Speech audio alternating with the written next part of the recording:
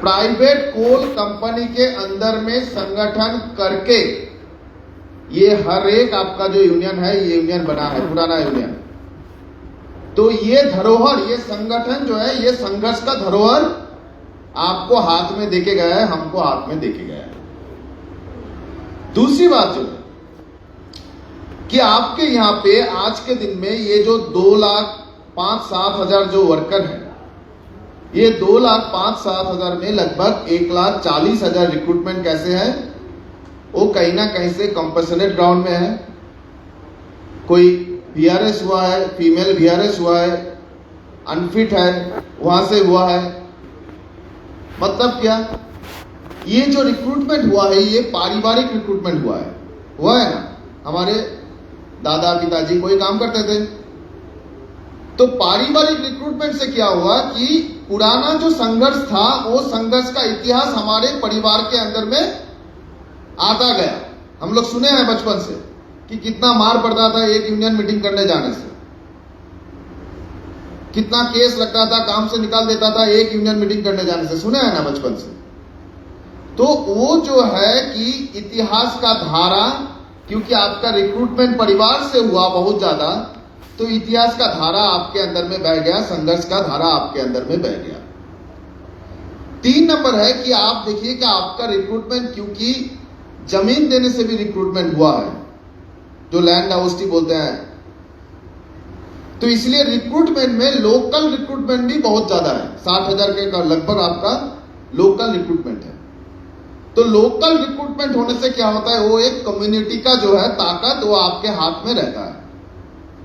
खदान तो अपने गांव में ही बना है, ये तो हमारा ही गांव था। यहाँ पे तो सदियों से रहते हैं, 100 साल 200 साल 500 साल से पुरखा रहते हैं। तो उससे जो है एक आंचलिक रूप में इलाका का जो जनता है उसके अंदर में हमारा पकड़ रह गया। ये पकड़ रह गया, इसका मतलब क्या है कि हम अगर आंदोलन में जाते हैं, अपने गांव वालों को भी अगर हम चाहते हैं तो हम आंदोलन में जुड़ सकते हैं। तो लोकल कम्युनिटी का सपोर्ट हमारे पास में रहा। 4 नंबर जो है कि आपका काम बहुत कठिन है, जमीन के अंदर से कोयला निकालना, और हर रोज अगर 3-3, 4-4 किलोमीटर अंडरग्राउंड माइन है तो चल के जाना, चल के वापस आना। 2:3:1, 4:1 में से ग्रेडियंट है तो चराई में नीचे जाना, नीचे वेंटिलेशन ठीक नहीं है, गर्म में काम करना, और उसके ऊपर जो है कभी भी कोई भी एक्सीडेंट हो सकता है। तो मतलब जिंदगी को हाथ में लेके काम करना, प्रकृति के साथ हर मतलब मोमेंट में आपको संघर्ष करना पड़ता है। ये जो संघर्ष जो है आपके अंदर में अलग ही एक शक्ति, एक अलग ही एक ऊर्जा दिया है। तो 4 नंबर है कि आपका काम का जो तरीका है वो आपको बहुत संघर्षशील बनाता है। 5 नंबर है आपका संख्या। आज के दिन में भी कोयला एक ऐसा उद्योग है जहां पे मान लीजिए कि एक कंपनी CIL, एक कंपनी में परमानेंट वर्कर 2 लाख से ऊपर है। कोई पब्लिक सेक्टर कंपनी नहीं है रेल छोड़ के जहां पे 2 लाख से ऊपर परमानेंट वर्कर एक कंपनी के अंदर में काम करता है। तो आपकी संख्या जो है वो आपके लिए बहुत महत्वपूर्ण एक कड़ी है। और लास्ट जो बात है कि आप पब्लिक सेक्टर में काम करते हैं, इसलिए आपको कुछ प्रोटेक्शन है। आपकी एक कलेक्टिव बार्गेनिंग की पुरानी संस्कार है, ढांचा है, उसके अंदर में आप काम करते हैं। ऐसे ही किसी को निकाल देना वैसा नहीं है। अच्छा, एक यूनियन का हस्तक्षेप करने का जगह बना है, लड़ाई करके बहुत कुछ आदाय भी किए हैं। तो एक जो है सिक्योरिटी भी आपकी बनी हुई है। यूनियन करने के लिए लोगों के मन में उतना डर नहीं है। तो मैं आपको 6 बिंदु बोलने का कोशिश किया हूं, जो आपके ताकत के पीछे आज के दिन में जो आप बने हैं उसके पीछे जो अलग अलग रूप में, अलग अलग तरीके से, अलग अलग समय से जो काम किया प्रकृति के साथ, उस तरीके से ऑटोमेशन की वजह से अभी करना नहीं पड़ता है। नया रिक्रूटमेंट नहीं है, पुराना रिक्रूटमेंट जो बन के रखा था वो रिक्रूटमेंट कम होते जा रहा है। कम होने का मतलब है जो पारिवारिक इतिहास धारा रहा था वो भी हाथ से छूट जाएगा। नए जो लोग बच्चे आएंगे वो अलग अलग जगह से आएंगे, उनके पास में ना तो इतिहास रहेगी संघर्ष की, ना आपकी संगठन के साथ जुड़ने का कारण। तो आप जो है एक पुराना धरोहर लेके आए थे और आप जो है एक नए समय के अंदर में घुस रहे हैं। आपके संगठन की सम्मेलन में बहुत सीरियसली ये नए समय को समझने की कोशिश करनी चाहिए। हम आपको 3-4 पहलू बोलेंगे जहां पे परिवर्तन है।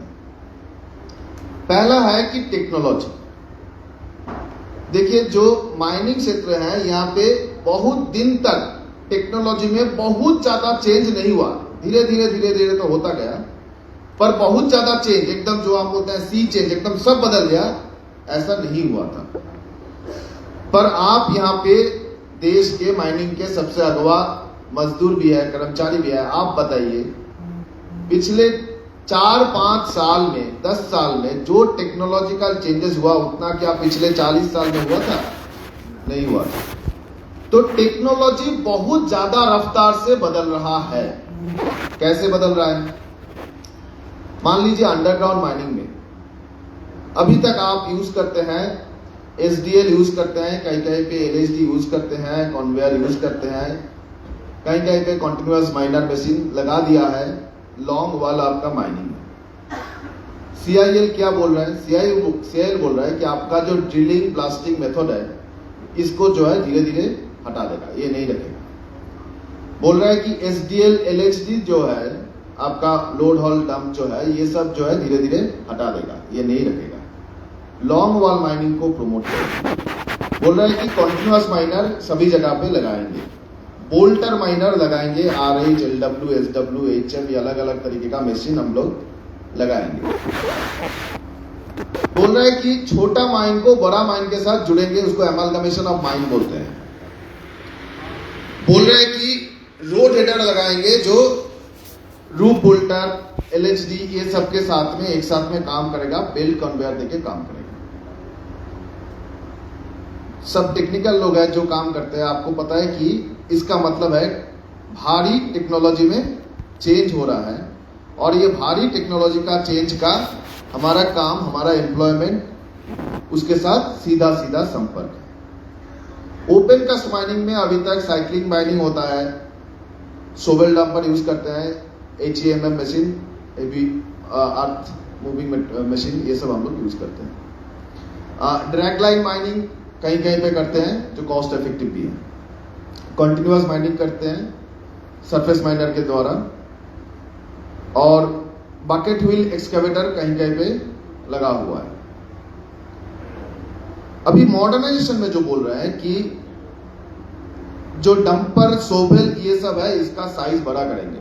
अभी आपको बता दें कि दुनिया में 400 टन से ऊपर भी डंपर यूज होता है, तो वो आएगा, आने वाला दिन में आएगा। अभी आपका 240 शायद हाईएस्ट है, हाँ 300 है, हाँ, तो वो आएगा।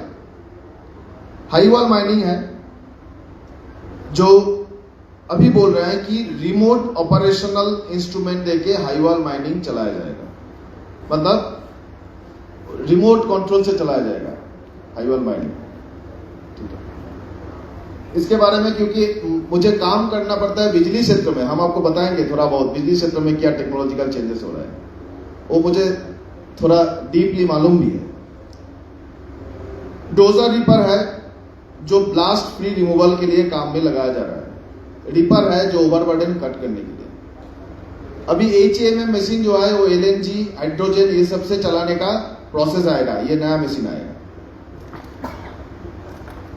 IT आपका बात होते हुए यहाँ पे AI का बात भी आया, आर्टिफिशियल इंटेलिजेंस का बात भी आया, है ना। इंटरनेट ऑफ थिंग्स बोल के एक चीज होता है, IoT बोलता है, ये सब का उपयोग अभी हो रहा है आपके यहाँ पे मशीन में। ऑनलाइन ट्रैक जो डिस्पैच सिस्टम है ये अभी AI से मॉनिटर करेंगे। 3D लेजर स्कैनर यूज होने वाला है। GIS सिस्टम तो अभी करते हैं। माइन की सर्वे सुपरविजन के लिए ड्रोन का यूज होने वाला है। पायलट में कहीं पे हुआ है कि नहीं मालूम नहीं है, पर ये होने वाला है, हो रहा है। अच्छा,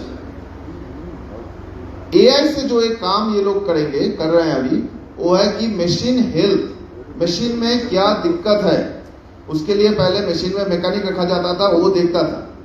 अभी मशीन जो है, अभी आपका गाड़ी जो है दिखेगा, नया गाड़ी अगर कोई खरीदे हैं, गाड़ी में मैकेनिक से दिखाना नहीं पड़ता है गाड़ी में क्या खराब हुई है। वो जो है वो पूरा सर्किट से बना हुआ होता है, वो सर्किट डिटेक्ट कर देता है कि कहाँ पे कौन सा पुर्जे में क्या डिफेक्ट है, वो आपको सिर्फ चेंज करना पड़ता है। तो आपका जो माइनिंग मशीन है, सभी मशीन उसी तरीके का होने वाला है और वो एआई डिटेक्शन मैकेनिज्म होने वाला है। तो इससे क्या होगा, मेंटेनेंस, रिपेयरमेंट, ये पूरा प्रोसेस में जो है आपका आदमी जो है नहीं लगेगा। वेंटिलेशन एडजस्टमेंट के लिए भी बोल रहे हैं कि एआई ड्रिवन सिस्टम लगाएंगे कि हवा जो है वो नीचे कितना तेजी से देना है, उसके लिए भी एआई ड्रिवन सिस्टम लगाएंगे। ये बोलने का ये सब कारण है, और भी बहुत कुछ है। आपका जो ट्रांसपोर्टेशन है, कैरेज है, उसमें भी भारी परिवर्तन आने वाला है। तो ये सब बोलने का कारण है कि ये सब आपके सम्मेलन के अंदर में चर्चा होने की चीज है। आपके सम्मेलन के अंदर में चर्चा होना है कि ये नया नया टेक्नोलॉजी आने से उसका असर कैसे वर्कर के ऊपर में पड़ेगा और यूनियन कैसे उसमें हस्तक्षेप करेगा। यूनियन का हस्तक्षेप का मतलब ये नहीं है कि ये टेक्नोलॉजी हम होने नहीं देंगे, वो तो कभी नहीं बोलेंगे। बोलने का मतलब है कि ये टेक्नोलॉजी आने से यूनियन उसमें कैसे रिस्पॉन्स करे, हर एक टेक्नोलॉजी के साथ अपने वर्कर को कैसे शिक्षित करे, और ये टेक्नोलॉजी का क्या असर है यूनियन बनाने में या फिर यूनियन से लोगों को दूर भेजने में। ये सबके ऊपर में आपको चर्चा करना पड़ता है, ये जरूरी है। हम आशा करते हैं आगे दिन में आप लोग चर्चा करेंगे। आपकी कंपनी जो है हाईली डाइवर्सिफाई कर रही है। डाइवर्सिफाई करने का मतलब क्या है, आपके रिपोर्ट में लिखा हुआ है। न्यूक्लियर पावर में भी आपकी कंपनी जा रही है, थर्मल में जा रही है, 325 मेगावाट की सोलर लगाएगी, 1400-1500 मेगावाट की थर्मल बनाने जा रही है। क्रिटिकल माइनिंग में, क्रिटिकल माइनिंग मतलब लिथियम होता है, कोबाल्ट होता है, ऐसा कुछ एलिमेंट होता है जो एलिमेंट आज के दिन में जो नया ऊर्जा बोलते हैं, नया ऊर्जा मतलब सोलर ऊर्जा, ये सब का बैटरी जो बनता है उसके लिए लगता है। क्रिटिकल माइनिंग में आपकी सीआईएल भी जा रही है, दूसरा कोल कंपनी भी जा रही है क्रिटिकल मिनरल्स के माइनिंग में। ये क्रिटिकल मिनरल के माइनिंग के अंदर में आपको संगठन बनाना है कि नहीं, आपका हाइडल पावर जनरेशन बन रहा है तो उसमें आपको संगठन बनाना है कि नहीं, आपके प्रदेश में थर्मल जनरेशन बन रहा है अगर उसमें आपको संगठन बनाना है कि नहीं, सीआईएल अगर सोलर बैठा रहा है उसमें आपको संगठन बनाना है कि नहीं, कहां पे बना रहा है, चर्चा आपको करना चाहिए। आपको सोचना चाहिए कि सीआईएल मतलब, सीआईएल अगर अपने आप को डाइवर्सिफाई कर रहा है, सीआईएल में काम करने वाला फेडरेशन, वो यूनियन, वो मजदूर अपने आप को डाइवर्सिफाई करे, उससे उसकी ताकत बढ़ेगी, कम नहीं होगी। आप अभी सिर्फ कोयला में है, आप फैल जाइएगा, ऊर्जा में आप फैल जाइएगा, दूसरे जगह में, उससे आपका ताकत बढ़ेगा। आपके सम्मेलन में ये चर्चा होना जरूरी है। दूसरा जो चीज आपको हम बताएंगे वो है कि प्राइवेटाइजेशन का ढांचा। प्राइवेटाइजेशन बोलने से आपके यहाँ पे रिपोर्ट में बहुत बखूबी से अलग अलग प्राइवेटाइजेशन को दर्शाया गया। हाँ, आपका जो है शेयर जो है वो डिसइन्वेस्टमेंट और भी पिछले 5 साल में लगभग 7% और भी एक्स्ट्रा हुआ है। नेशनल माइग्रेशन पाइपलाइन का बात बोला गया। नेशनल माइग्रेशन पाइपलाइन के तहत 55,000 करोड़ रुपए पिछले 3 साल में कंपनी ने एसेट बेचे हैं। 55,000 करोड़ रुपए के एसेट आपके कंपनी के हाथ से, सीआईएल के हाथ से निकल गया है।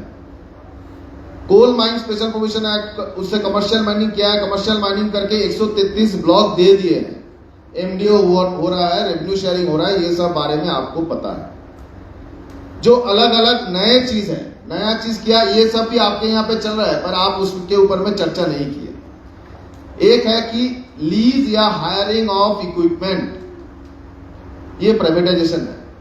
इक्विपमेंट भारी तरीके से आपके यहाँ पे, कॉन्टिन्यूअस माइनर कितना कंपनी का अपना है और कितना बाहर से लिए हैं, सभी ना बाहर से लिए हैं, 2, 4, 5, 10 ऐसे कंपनी का अपना है। नया जो बड़ा मशीन है वो सब बाहर से लेते हैं। कल एक साथी बोल रहा था ना कि बोलते हैं कि हम तो ड्राइवर हायर नहीं किए, हम गाड़ी हायर किए हैं।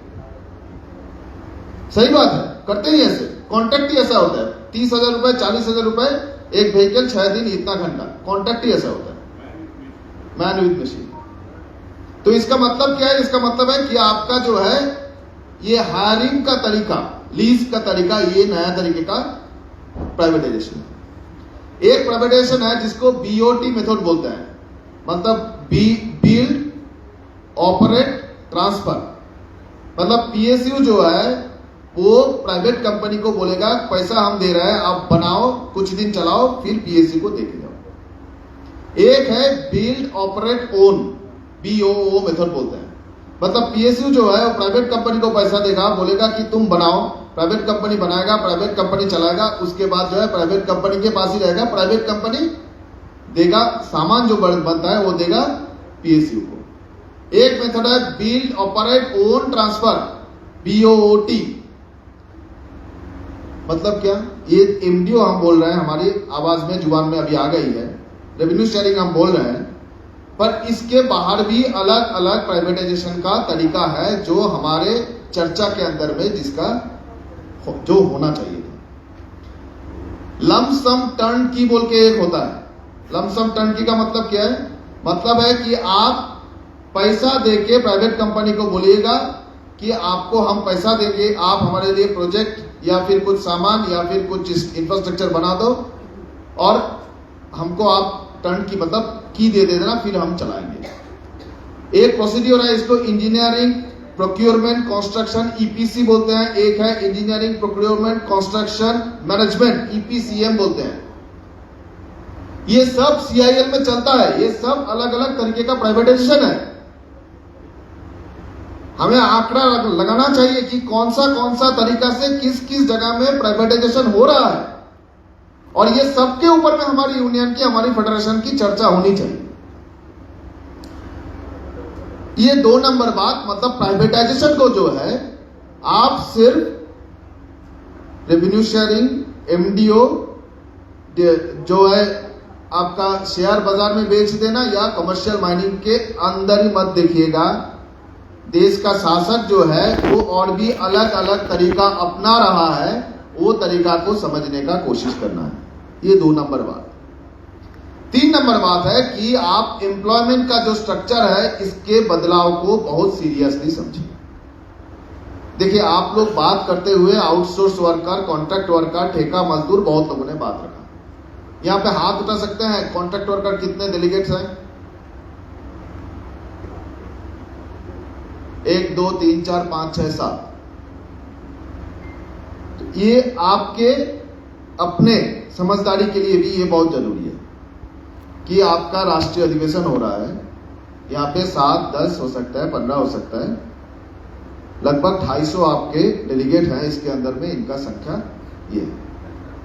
हो सकता है कि उनका यूनियन नहीं बना है, हो सकता है कि वो उतने एक्टिव नहीं है, पर आप अपने सबसे बड़े राष्ट्रीय काम जो चल रहा है, जो प्रक्रिया चल रहा है, उसके अंदर में उनको लाने का कितना कोशिश कर रहे हैं, वो भी एक जरूरी बात है।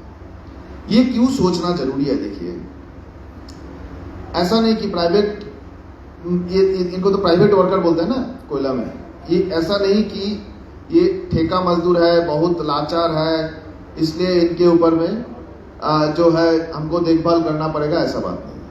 1985 में, अभी मैं कॉमरेड से पूछ रहा था, 1985 में आपका प्रोडक्शन मान लीजिए था 200 मिलियन टन 85 में। अभी 2024-25 में आपका प्रोडक्शन हो गया है 900 मिलियन टन। 1985 में आपका परमानेंट वर्कर था लगभग 6,58,000, आपके रिपोर्ट में दिया हुआ है, 6.5 लाख आपका परमानेंट वर्कर था। अभी 2025 में आपका परमानेंट वर्कर हुआ है 2 लाख। आप इसके साथ 2.5 लाख 2,70,000 कॉन्ट्रैक्ट वर्कर को पकड़ लीजिए। ये पकड़ लीजिएगा तो आज के दिन में आपके टोटल मैन पावर है 4,70,000। तो 4,70,000 मैन पावर में अभी आप 900 मिलियन टन बना रहे हैं। आज से 40 साल पहले आप 6.5 लाख मैन पावर में 200 मिलियन टन बनाते थे। इसका मतलब क्या है? इसका मतलब है आपके प्रोडक्टिविटी में 600% की ग्रोथ हुई है। ये पिछले 40 साल में 600% की ग्रोथ हुई है। और ये 600% का ग्रोथ होने के बाद आपकी कंपनी की अभी प्रॉफिट जो बनी हुई है वो 37,000 करोड़ रुपए की प्रॉफिट आपकी कंपनी की बनी हुई है।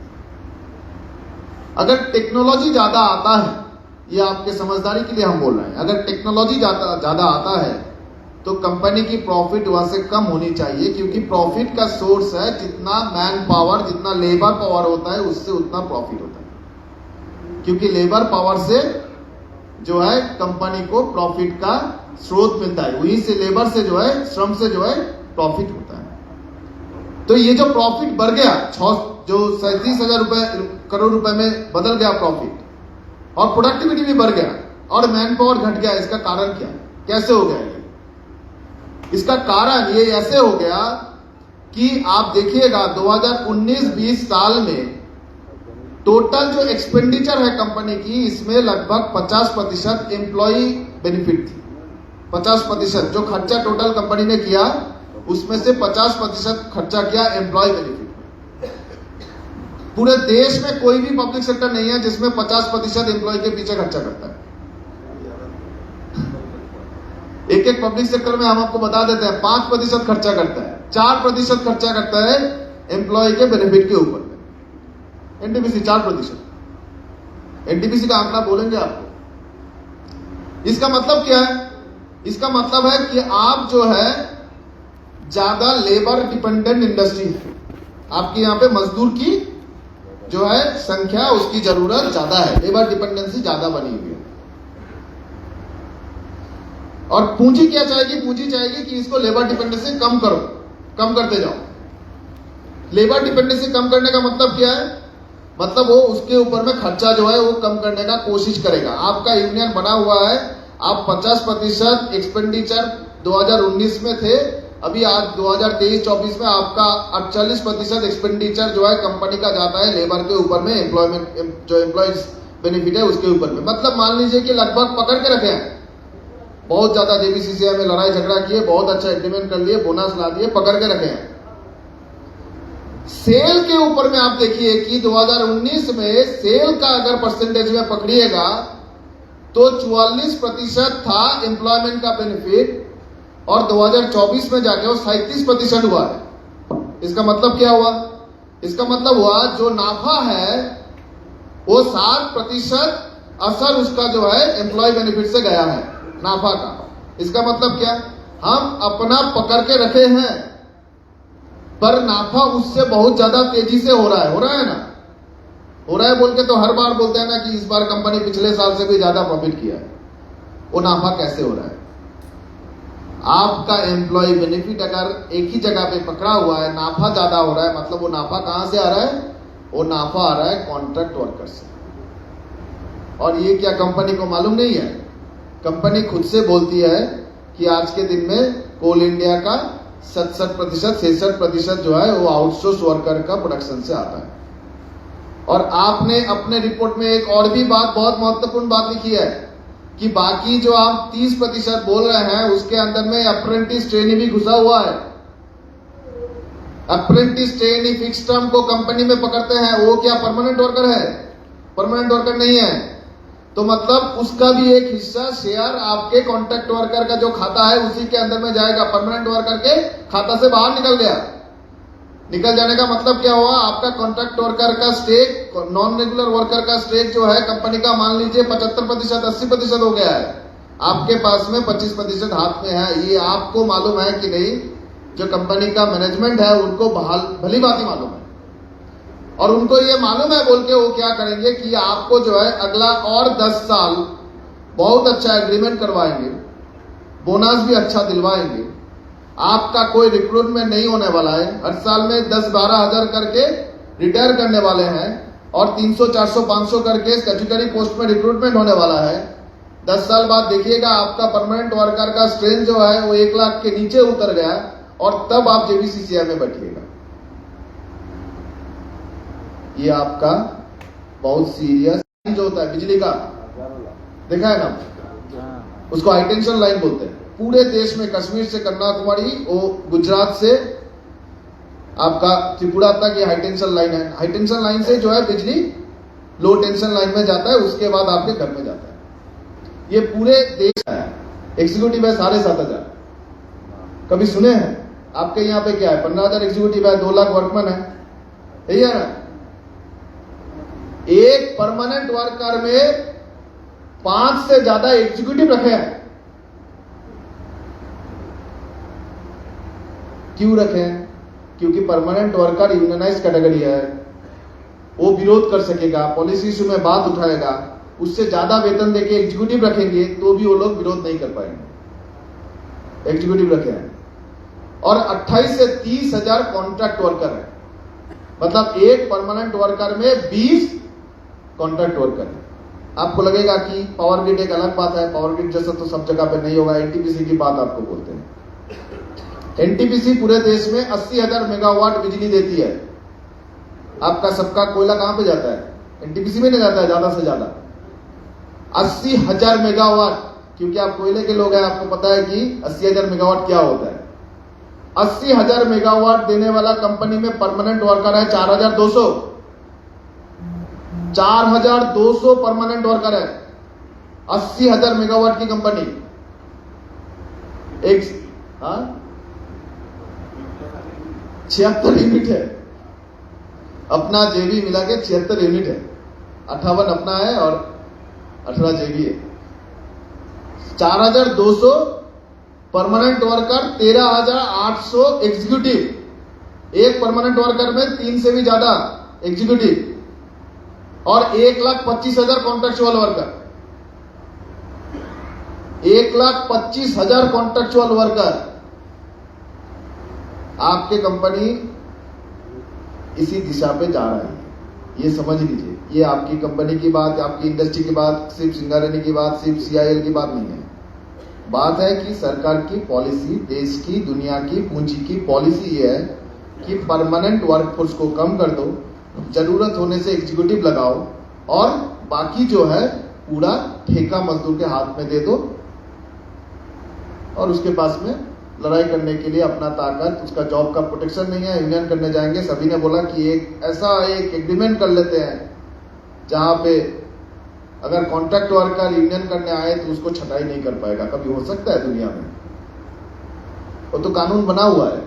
कानून क्या है? कानून है कि पेरिनियल अगर जॉब का नेचर है, साल भर अगर काम है, वहां पे ठेका मजदूर नहीं लगा सकता। आप बोलिए तो एनटीपीसी में कोई काम ऐसा है कि वो कोई महीने में 2 महीने में काम होगा?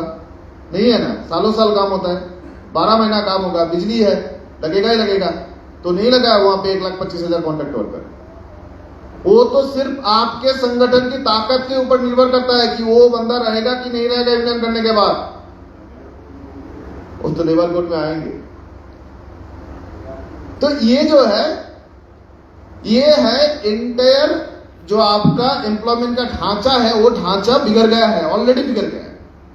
और थोड़ा बहुत जो रेजिस्टेंस था, वो रेजिस्टेंस ये आपका 1 अप्रैल आने वाला है, वहां पे लेबर कोड नोटिफाई होने वाला है। लेबर कोड में क्या बोल दिया? लेबर कोड में बोल दिया कि अभी हर तरीके के काम में कोई भी कंपनी चाहेगी तो फिक्स टर्म करके रिक्रूट कर सकती है। अभी आपके यहाँ पे तो फिक्स टर्म एम्प्लॉयमेंट हो रही है, पर कम हो रही है, 200, 400, 500 यही ना है। आप मान लीजिए कि आपके बाद, ये लेबर कोड आने के बाद, क्या कारण कंपनी के पास रहेगी कि कंपनी परमानेंट रिक्रूट करेगी? क्यों फिक्स टर्म नहीं रिक्रूट करेगी? एक भी कारण दीजिए तो। अगर आप मैनेजमेंट है, अगर आपको लगता है कि वर्कर का जो है विरोध करने का क्षमता कम करना हमारा काम है, ज्यादा से ज्यादा फायदा यहां से निकालना, मुनाफा निकालना हमारा काम है, अब बताइए तो एक कारण दीजिए कि कंपनी सब जो परमानेंट वर्कर है इसको धीरे धीरे खत्म करके उसके जगह में फिक्स टर्म नहीं लगाएगा, सभी जगह में फिक्स टर्म लगाएगा। आप बोलिएगा कि हम कॉन्ट्रैक्ट वर्कर को संगठित कर रहे हैं। कॉन्ट्रैक्ट वर्कर के लिए जो कानून बना है, वहां पे जो लेबर कोड है, वहां पे बोला गया कि 50 से कम अगर एक ठेकेदार के नीचे काम करता है, उसको लाइसेंस भी लेने का जरूरत नहीं है। हम क्या बोलते हैं, ये कॉन्ट्रैक्टर जो है बहुत बदमाश है, कुछ कानून नहीं मानता, इसका लाइसेंस खारिज कर दो। अभी आप बोलिए कि आपके यहाँ पे 500 वर्कर काम करता है, एक कॉन्ट्रैक्टर अपने नाम से लगवाएगा? नहीं लगवाएगा। अपना भाई, भतीजा, बहू, किसी के नाम से भी 10 कॉन्ट्रैक्ट लगाएगा। एक एक में 48 करके 47 करके आदमी रखेगा, उसको लाइसेंस लेने का भी जरूरत नहीं पड़ेगा। लाइसेंस नहीं रहेगा तो आप उसके पास में जाके क्या धमका धमकी करेंगे, ये दो वो दो बोल के। आप बोलेंगे कि हम हड़ताल करेंगे। लेबर कोड में बोला गया कि आपको जो है 60 दिन पहले भी नोटिस देना हो सकता है और नोटिस दीजिएगा, उसके बाद में कॉन्सिलिएशन प्रोसेस शुरू हो जाएगा तो हड़ताल नहीं कर पाएगा। हड़ताल करिएगा तो आपका हड़ताल इलीगल हो जाएगा, और आपका हड़ताल करते हुए अगर वो माइंस को, वो फैक्ट्री को कंपनी बंद कर दे, वो लॉकआउट जायज हो जाएगी।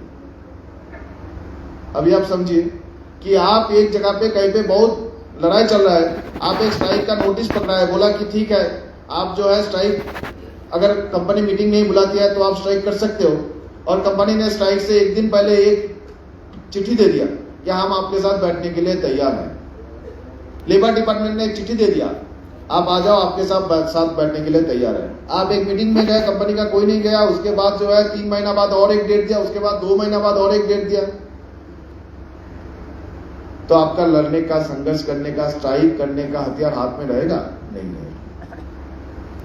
तो इसका मतलब क्या है? इसका मतलब है ये लोग चाह रहे हैं कि ये जो टोटल एम्प्लॉयमेंट का ढांचा है, इसको हम तोड़ फोड़ कर देंगे। ये तोड़ फोड़ करने के जगह में कोई अगर विरोध, कोई अगर रेजिस्टेंस रह जाए, कोई अगर वर्कर के हाथ में कानूनी कुछ रह जाए, उसको भी जो है खत्म कर देंगे। उसके साथ में आपने सुना है अभी जो बीएनएस, बीएनएसएस, बीएसएस ये सब आया है न्याय संहिता, वो न्याय संहिता में धारा डाल दिया कि आप एक मीटिंग करने जाइएगा, आंदोलन करने जाइएगा, उसको ऑर्गेनाइज क्राइम के तहत पकड़ के उसमें यूएपीए भी लगा सकता है। फिरोजाबाद में, हमारा यूपी में एक जो चूड़ी का एक फैक्ट्री है, वहां पे लोग काम करते हैं। हमारा एक यूनियन का लीडर गया लेबर डिपार्टमेंट में, जाके बोला कि हमारा कुछ डिस्प्यूट है। लेबर डिपार्टमेंट का लेबर कमिश्नर खुद से जाके थाना में एफआईआर दर्ज करवाया कि ये मालिक से जो है ये रिश्वत लेने के लिए काम कर रहा है, और इसको 22 दिन तक जो है बेल भी नहीं मिला।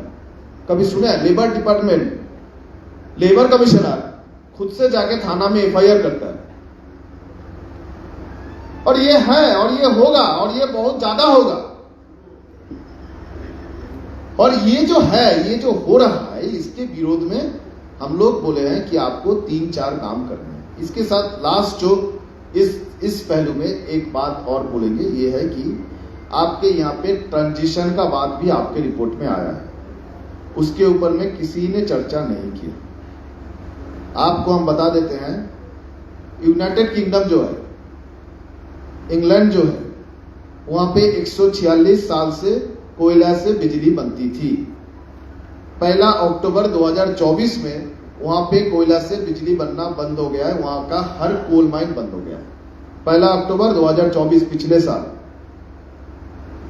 ऐसा नहीं बोल रहे हैं कि अगला 2 महीने में, 4 महीने में, 6 महीने में आपका कंपनी जो है बंद हो जाएगी, ऐसा नहीं है। पर ट्रांजिशन होने वाला है, और ट्रांजिशन अगर हम ना चाहे, हम आंख बंद करके रहे, तभी होने वाला है। ट्रांजिशन होने का मतलब 6 प्रदेश जो है उसके अर्थनीति पे भारी असर होने वाला है। झारखंड के अर्थनीति पे, छत्तीसगढ़ के अर्थनीति पे, मध्य प्रदेश में, बिहार में, बंगाल में, यूपी में, महाराष्ट्र में, ओडिशा में, बिहार में थोड़ा है, ओडिशा में भारी असर होने वाला है।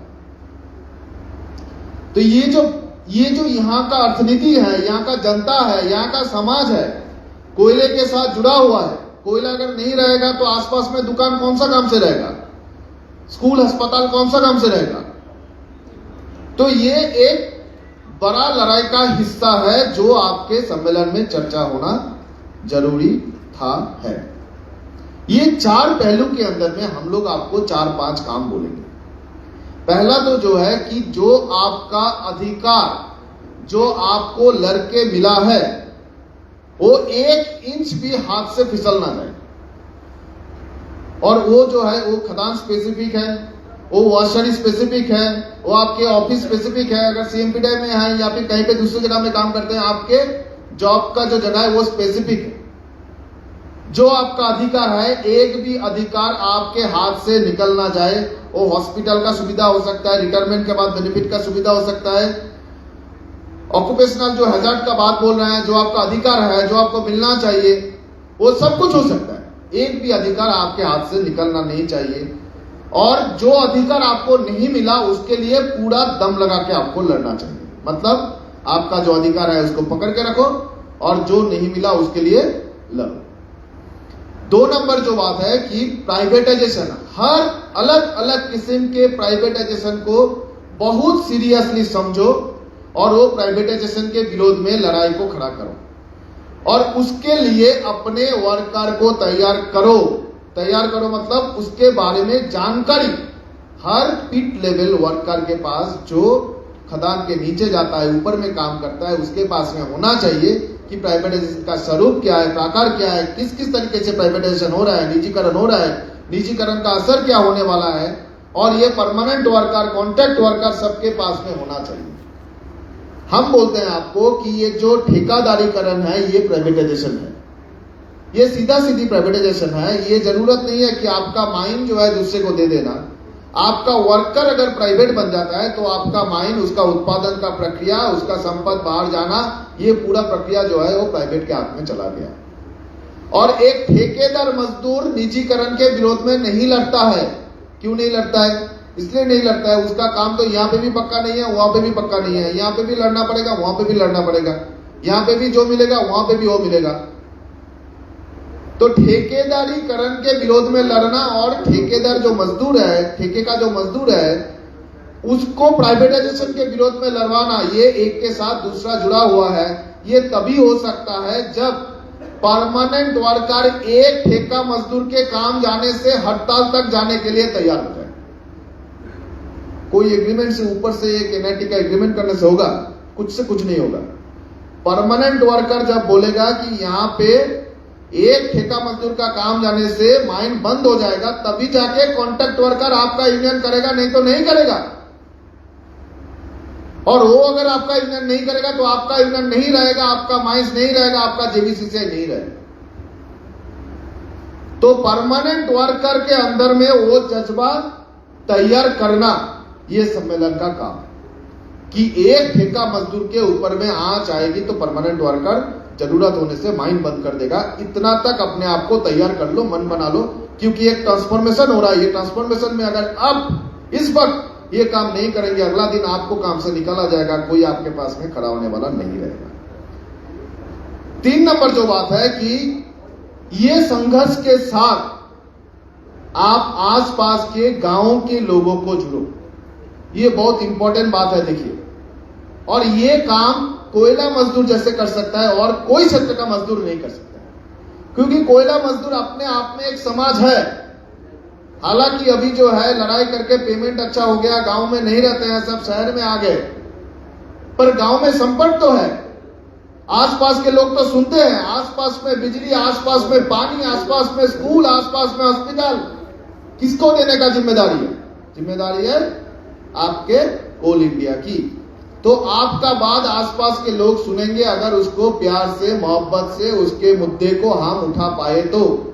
और अगर वो सुनेंगे तभी जाके आप जो है एमडीओ को रोक पाओगे, नहीं तो नहीं रोक पाओगे। एमडीओ तो क्या है? एमडीओ बोलेगा कि हम बाहर से आएंगे और यहाँ पे जो बच्चे को नौकरी नहीं मिलता था उसको नौकरी देंगे, लोग खुश होकर आपके विरोध में खड़े हो जाएंगे। और अगर आप उनको अपने लड़ाई में साल भर जुड़ के रख पाओगे, आप जाके बोलोगे कि यहाँ पे माइन हम खुलवाएंगे, सीआईएल से खुलवाएंगे, बाहर वाला दूसरे कंपनी से नहीं खुलवाएंगे, परमानेंट नौकरी देके खुलवाएंगे, आपका जमीन जाएगा तो जाके वो गांव के लोग जो है आपके साथ में जुड़ेंगे। तो गांव में संगठन को लेके जाने का, बात लेके जाने का, ये एक प्रक्रिया को अभी हमें यूनियन को सिद्धांत करके, जॉब डिस्ट्रीब्यूशन करके, टास्क बना के, किसका काम है रिपोर्टिंग लेना होगा कि कहां पे हम लोग गए, बात किए, मीटिंग किए, सभा किए, लोगों के बीच में बात रखे। और इसी के साथ में आपको जुड़ना पड़ेगा। अगर खदान बंद होता है, उसके मांग कैसे गांवों के साथ, समाज के साथ, बाकी राजनीतिक दल के साथ एक साथ में जुड़ोगे। सरकार, केंद्र सरकार को जिम्मेदारी लेना होगा। जितना पब्लिक सेक्टर जॉब झारखंड में है, उतना पब्लिक सेक्टर जॉब बना रहना पड़ेगा। अगर आप कोयला में काम बंद करोगे तो आप दूसरा कुछ बनाओ पब्लिक सेक्टर, रेल में काम दो, बाकी पब्लिक सेक्टर में काम दो, हाईवे में काम दो, हाईवे तो रहेगा ना, रेल तो रहेगा ना, दूसरा चीज बनाओ। जितना पब्लिक सेक्टर का काम है वो पब्लिक सेक्टर का काम बना रहे, जो इलाके में काम है वो इलाके में काम बना रहे। ये ट्रांजिशन के प्रक्रिया में बाकी लोगों को काम मिले, नया उद्योग आए, सामाजिक सुरक्षा मिले, प्रोटेक्शन मिले, पेंशन मिले, कर्मचारी को नहीं, श्रमिक को नहीं, उसके बाहर जो लोग अफेक्टेड होने वाला है उनको। ये ट्रांजिशन का जो है हमारे अंदर में ये चर्चा ये रहे, जो नया लाइन जो है ये आना पड़ेगा। 2 मिनट। और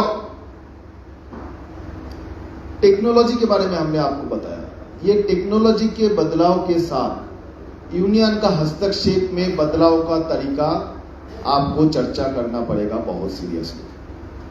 टेक्नोलॉजी के बदलाव के साथ जो नया एम्प्लॉयमेंट हो रहा है, जो नए लोग आ रहे हैं, उनका जो सामाजिक, जो कल्चरल, उनका जो सांस्कृतिक पहलू है, उनको कैसे यूनियन में लाएंगे। अभी आपके सम्मेलन से पहले नए कुछ यूनियन आए हैं, डिप्लोमा की, इंजीनियर्स की। इन सबके साथ बैठ के नए पीढ़ी जो माइनिंग में काम में आ रहे हैं, टेक्निकल काम में आ रहे हैं, इन सबके साथ बैठ के अपने फेडरेशन की बौद्धिक स्तर भी, क्वालिटी का जो स्तर है, उसको आपको ऊपर उठाने का काम करना पड़ेगा। और उसके साथ ये नए टेक्नोलॉजी के अंदर में मजदूर आंदोलन कहां पे पहुंचना चाहता है, उसका एक राह आपको देखना पड़ेगा। और आखिर में जो बात हम आपको बोलेंगे, हमारी बिजली फेडरेशन की 10वां सम्मेलन अभी अभी खत्म हुआ, पिछले महीने, इसी महीने। और बिजली फेडरेशन का सम्मेलन से हमने एक बात लिया है कि आने वाले दिन में, आने वाले 1, 2, 3 साल के अंदर में देश के बिजली, देश के कोयला, देश के पेट्रोलियम के मजदूर, साथी, कर्मचारी एक साथ में लड़ाई में उतरेंगे। जितना बड़ा हमला है, ये हमला को रोकने के लिए देश का ऊर्जा क्षेत्र एक साथ में आएगा। हम आपको बताते हैं कि मान लीजिए कोरबा में एक फैक्ट्री है, एक प्लांट है एनटीपीसी का, वो प्लांट में 300 परमानेंट वर्कर काम करते हैं। कोरबा का 300 परमानेंट वर्कर हड़ताल में गए, वहां पे पुलिस आया, रैप आया और हड़ताल तोड़ दिया। और कोरबा जब हड़ताल में गया, तब अगर आसपास एसीसीएल का 5000 मजदूर जाके कोरबा के गेट में बैठ गया, उतना आसान होगा हड़ताल तोड़ना? नहीं सकेगा। इसका मतलब है कि कोयला अगर साथ दे तो बिजली 7 घंटा 8 घंटा हड़ताल करने से देश का सरकार को बाद में आपको ला सकता है। कोयला तो 3 दिन 4 दिन लगेगा, बिजली तो 6-7 घंटे में सरकार को घुटनों में गिरा सकता है। कोयला, बिजली, पेट्रोलियम एक साथ में होगा तो देश में बहुत बड़ा तानाशाह है, वो तानाशाह को भी हम हमारे साथ में बात करने में बैठा सकेंगे। ये आशा करते हैं आपका सम्मेलन जो है, सम्मेलन के बाद आप नए तरीके से सोच, विचार, समझदारी को ऊपर उठाने का काम करिएगा और देश के मजदूर आंदोलन में एक नया इतिहास रचेंगे हम लोग। ऊर्जा क्षेत्र के सभी साथी मिलकर आपको अभिवादन दासना।